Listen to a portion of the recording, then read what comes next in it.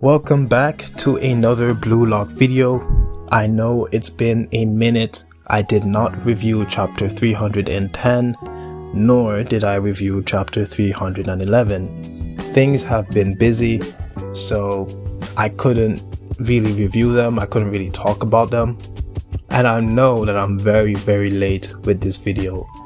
I'll try to be faster with the next one, but things are just quite busy right now. But this will just be a quick discussion, or at least I hope so. I hope it doesn't exceed 10 minutes. But let's just get straight into it.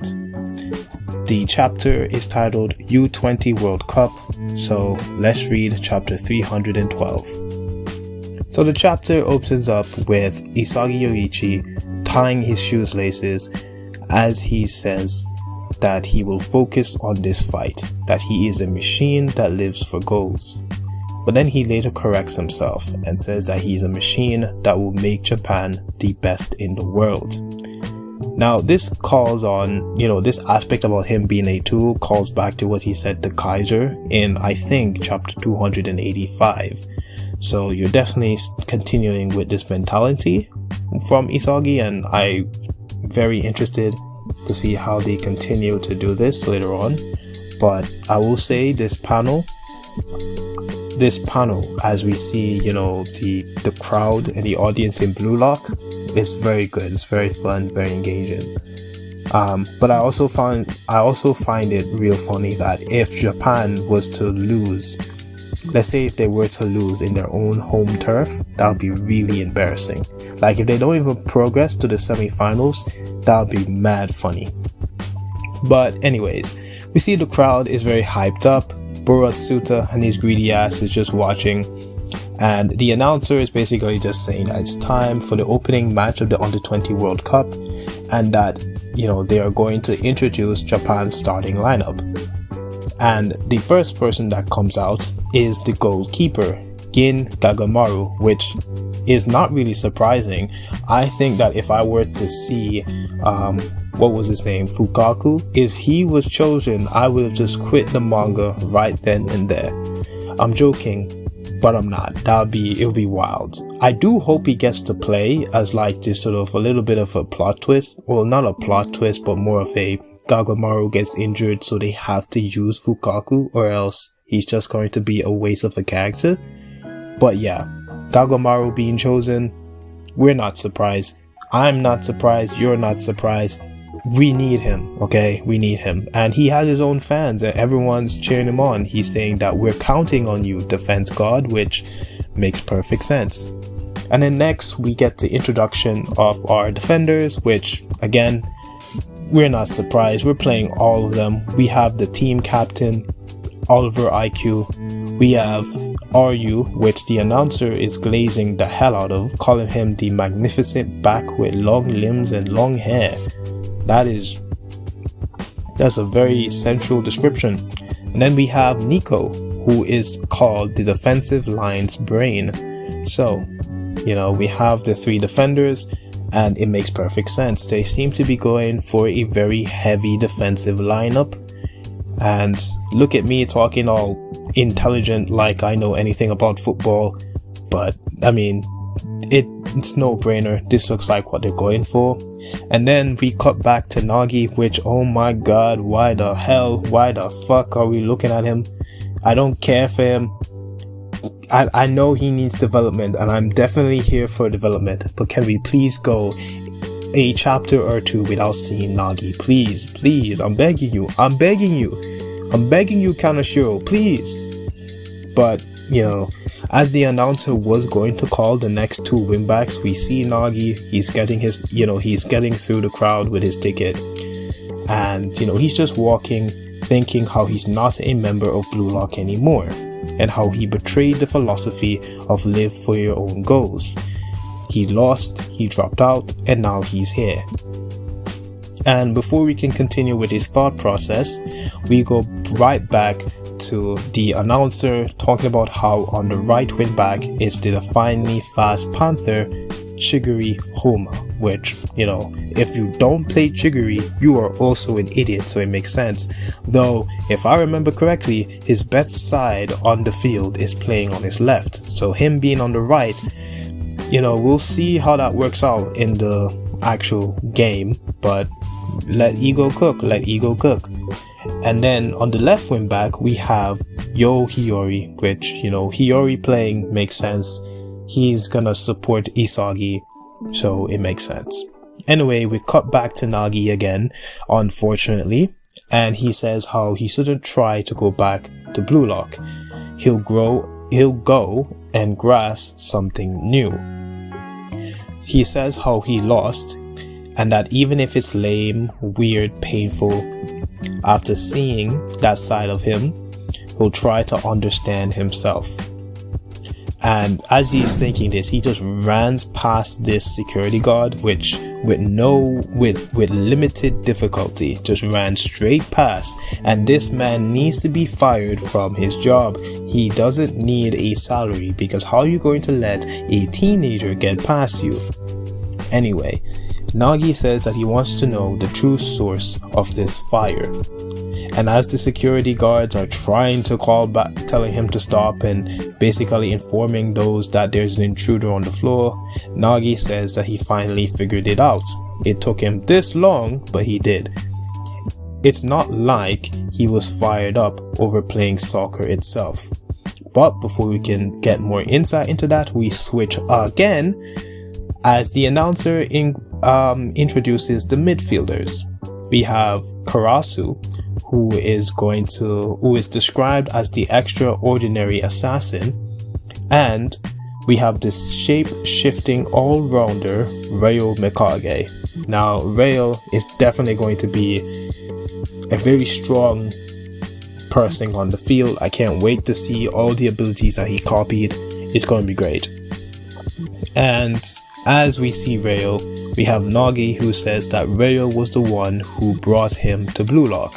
But the fact is, everything went wrong when he tried to get fired up about being with Ryo, which has been beaten over our heads countless times. So this isn't really anything new.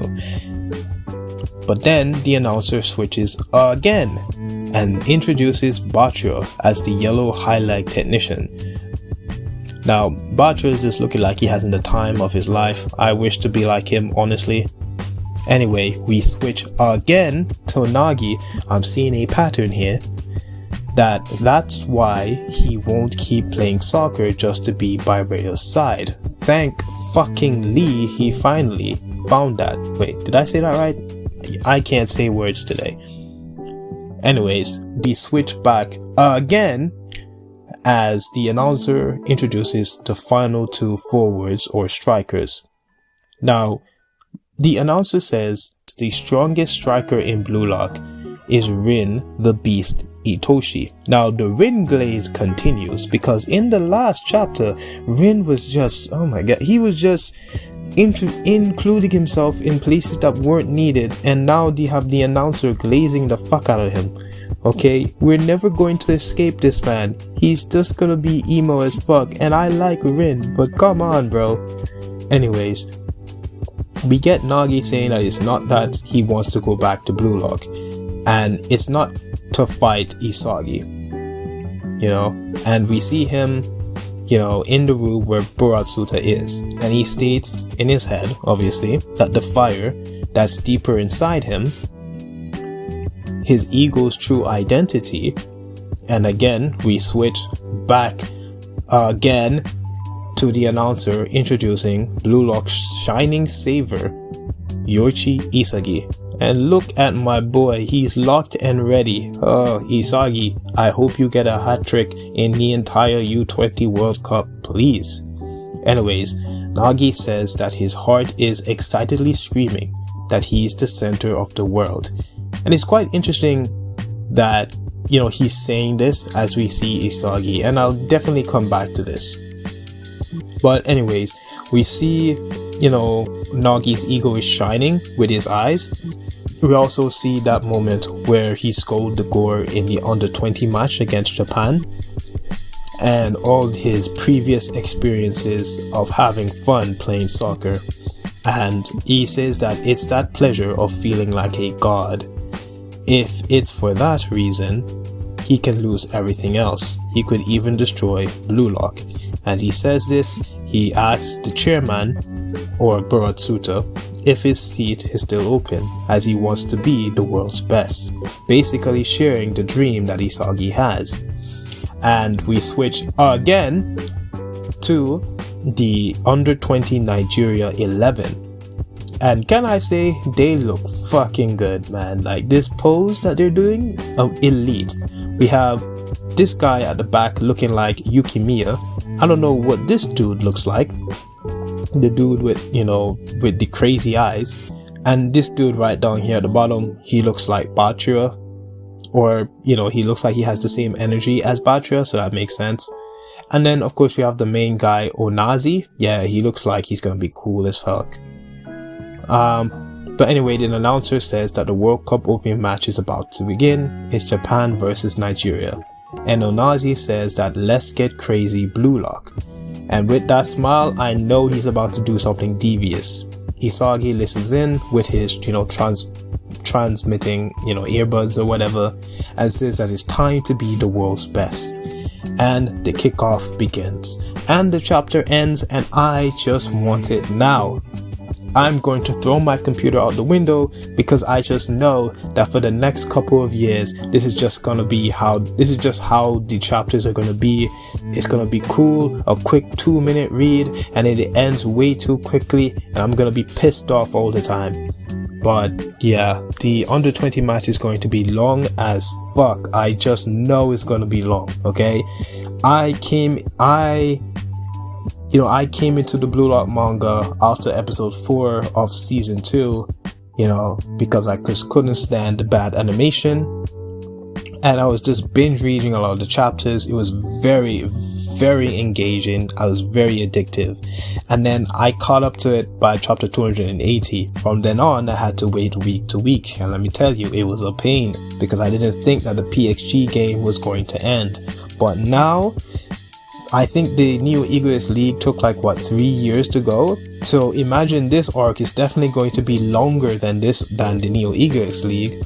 And now this shit is going to be maybe 4 to 5 years in completion. I don't know, especially if the mangaka, and he will, take a break, So yeah, no, it's going to be crazy, and I'm just going to be pissed off every time the chapter ends on a cliffhanger. But anyways, there's not much to say, it's just introducing the starting lineup and the Nigerian, or some of the Nigerian 11, which, it's good, it's very good. But there is one thing I wanted to say, was that every time we have certain thoughts about, from Nagi's perspective, when he says he doesn't want to be brought, when he doesn't want to play by Rail's side anymore, we definitely saw Rail.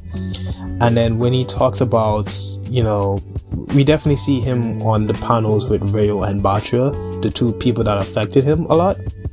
And then that aspect about how he said he wanted to be the center of the world, as those thoughts are there when Isagi comes onto the screen, it is very prevalent that essentially it kind of just showcases Nagi and Isagi being two sides of the same coin, that both of them essentially, they love that feeling of being the center of the world.